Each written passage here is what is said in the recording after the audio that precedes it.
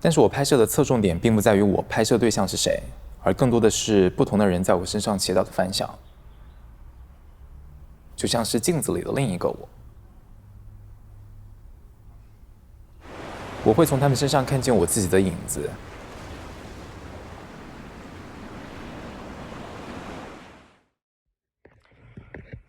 Hounds Under My Bed is a beautiful piece whose subject matter is so interesting, and you can feel how he's stuck between two worlds, the traditional world that he grew up with in China and the contemporary modern world in which he's able to be his authentic and true self here in the States, adding the pandemic as a additional complication along with being in a relationship, having an obligation to his art. All of these things are very relatable conflicts and issues that he has to deal with.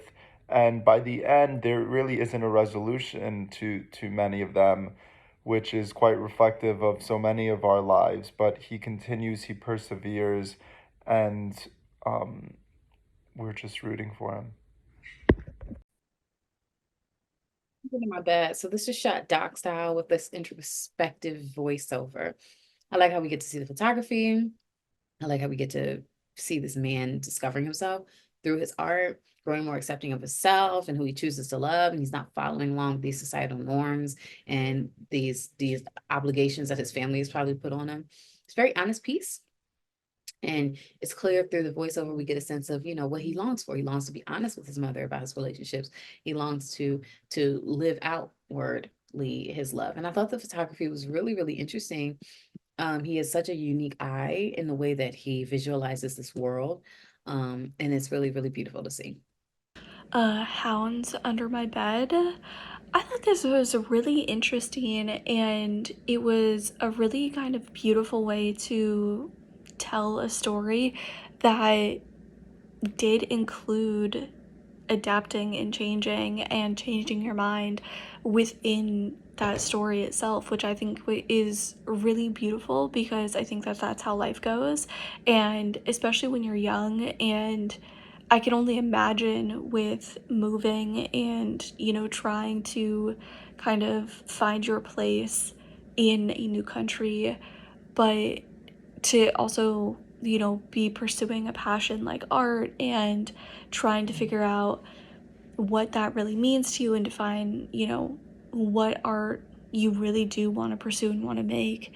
And I think a lot of the time when we're younger and we're just starting on this kind of, path of trying to define who we want to be, we have all these ideas in our head of what we want. And I think a lot of the times, as life happens and circumstances change, and you meet people and you grow as a person, that idea changes. And it doesn't have to change completely, but I think it definitely tweaks and it flows, and there is, an evolution of, what you kind of thought your life was going to be or who you were going to be.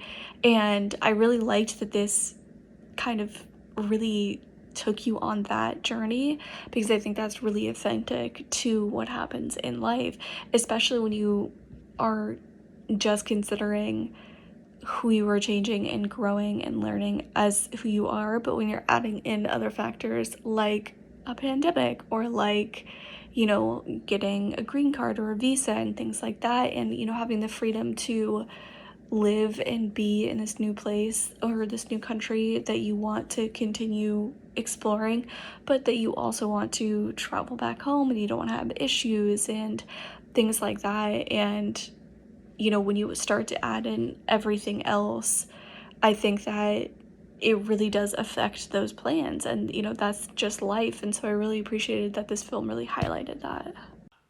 Hounds Under My Bed, the title in itself, sort of talks about the demons, the monsters that are hiding within the depths of you. This filmmaker takes a very beautiful artistic approach that is poetic and visually pleasing to the eye. I think the words of the bed bugs at the beginning of this film, that poem really sticks with you before this gentleman dives into his perspective, his story, his experience. And as he's diving into his experience of what it's like to be who he is, to find his identity and sticking strong to his identity despite the disparities and challenges that are forcing him to try to think otherwise. And while this is happening, you sort of are presented this sense of this piece of art essentially that really shows the creative expression of probably where our artist essentially finds solace and happiness in these moments of nature and these pictures that are representative of his home. They could be pictures of his actual home. And just the way that this piece is put together, from the way that it's edited, the music, the words, it's even really thought out, aesthetically pleasing. Like there are moments where he utilizes the Super 8 film filter. And I just think that brings just another sort of elegance and uplifting nature. This is something that we're used to seeing as far as aesthetics go, when it comes to these types of elements and styles within filmmaking, even with the yellow subtitles. But I think this filmmaker really does make a striking difference in creating, utilizing these tools, but making it their own. The artist does a really great job in just telling this tale, sharing their story and perspective for someone else to find a relatable instinct or enact and change.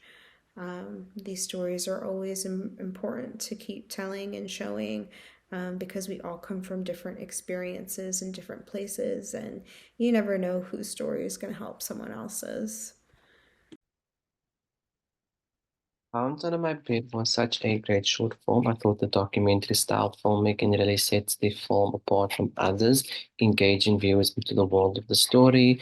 And I thought that the film documentary was a really pleasing and was really a joy to watch. So well done.